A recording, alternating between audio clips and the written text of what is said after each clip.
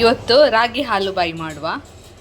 1 ಲೋಟ ರಾಗಿ ನೆನೆಸಿಟ್ಟಿದ್ದೇನೆ 10 ನಿಮಿಷ. ಈಗ ನೆನೆಸಿಟ್ಟ ರಾಗಿಯನ್ನು ಮಿಕ್ಸಿ ಜಾರಿಗೆ ಹಾಕಿದ್ದೇನೆ.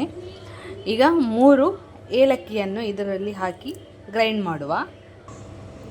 1 ಕಪ್ನಷ್ಟು ಕಾಯಿ ತುರಿ ಹಾಕುವ. ಸ್ವಲ್ಪ ಗ್ರೈಂಡ್ ಮಾಡಿದ್ದೇನೆ ನಾನು. ಈಗ ಇನ್ನೊಂದ್ಸಲ ಗ್ರೈಂಡ್ ಮಾಡುವ. ನೋಡಿ, ಇಷ್ಟು ಗ್ರೈಂಡ್ ಆದರೆ ಸಾಕು. ನೋಡಿ, ಈ ಥರ ಗ್ರೈಂಡ್ ಆದರೆ ಸಾಕು. ಈಗ ಇದನ್ನು ಸೋಸಿ ಹಾಲು ತೆಗೆಯುವ.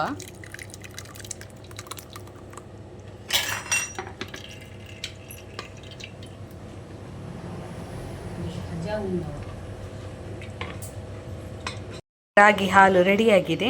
ಇದನ್ನೀಗ ಬಿಸಿ ಮಾಡಲಿಕ್ಕೆ ಉಂಟು. ಬೆಲ್ಲ ಹಾಕಿ ಈಗ ಹಾಕುವ. ತಳ ಹಿಡಿಬಾರ್ದು.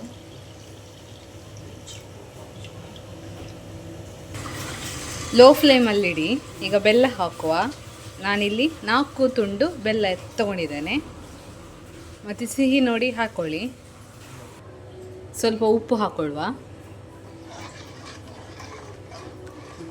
ತಳ ಹಿಡಿಬಾರ್ದು, ತಿರುಗಿಸ್ತಾನೇ ಇರಿ.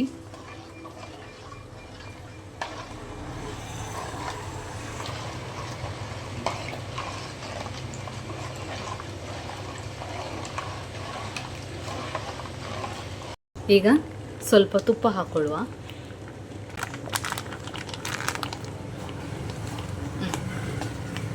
ಮಿಕ್ಸ್ ಮಾಡಿ.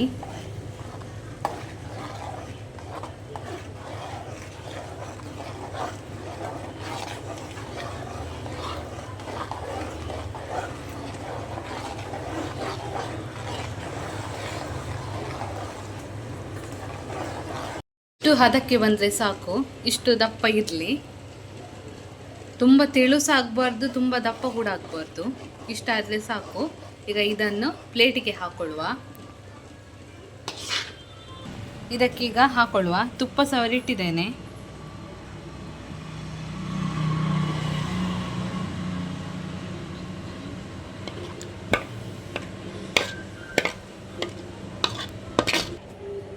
ನೋಡಿ, ಇದಕ್ಕೆ ಹಾಕಿಟ್ಟಿದ್ದೇನೆ ಪಾತ್ರೆಗೆ. ಇದೀಗ 2 ಗಂಟೆ ಫ್ರಿಜ್ಜಲ್ಲಿ ಇಡುವ. ನೋಡಿ, ಈ ರೀತಿಯಾಗಿದೆ. ಇದನ್ನೀಗ ಒಂದು ಪ್ಲೇಟಿಗೆ ತೆಗೆಯುವ. ಈ ಥರ ಮಾಡಿ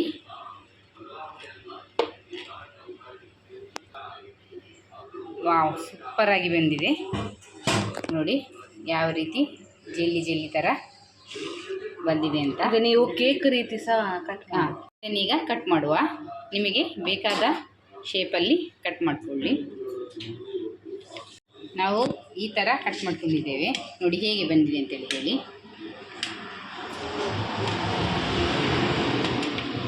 ಸಾಫ್ಟಾಗಿ ಜೆಲ್ಲಿ ಥರ ಒಳ್ಳೆ ಸಾಫ್ಟ್ ಬಂದಿದೆ. ನೋಡಿ,